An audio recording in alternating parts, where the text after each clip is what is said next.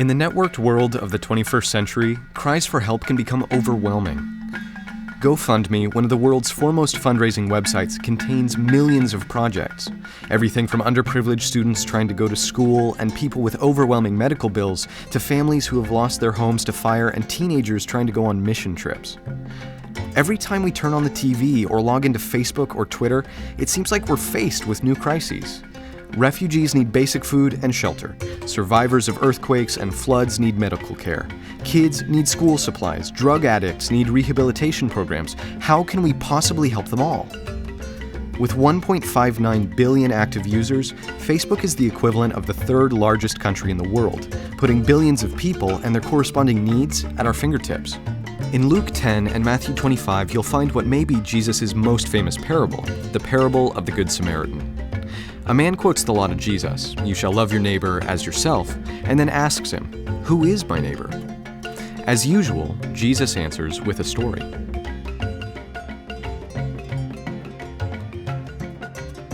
A man is mugged and left for dead by the side of the road.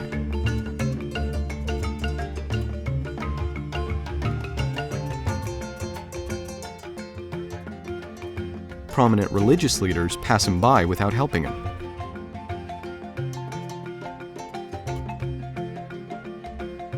Then a Samaritan stops despite the risk of being attacked himself, tends to the man's wounds, and takes him to an inn to receive care at his personal expense.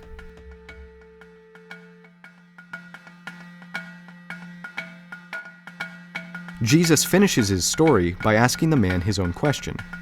Which of these three do you think proved to be a neighbor to the man who fell among the robbers? The one who showed him mercy, he mumbles. You can imagine the sparkle in Jesus' eye as he gently says, "You go and do likewise." At first glance, the message of the Good Samaritan seems simple. When you see someone in need, help them.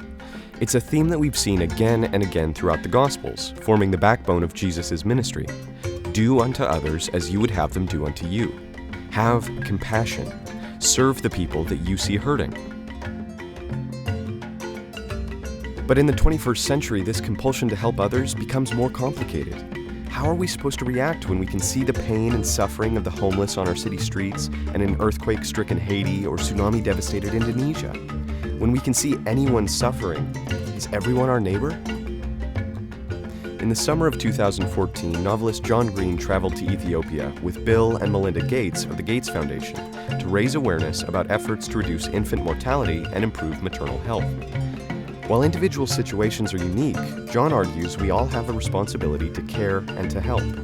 These aren't faceless, irrelevant people. These people are just like us. All they lack is an upper hand in the world.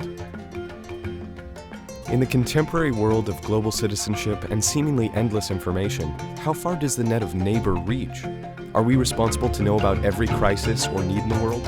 How can we possibly help everyone? If we can't, how do we decide who to help and who to leave to others?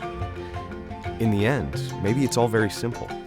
Maybe it just comes down to having an open heart, being there for those we can help, and comforting those we can't. If every single one of us did our best to help where we can, how much kinder a world would this be?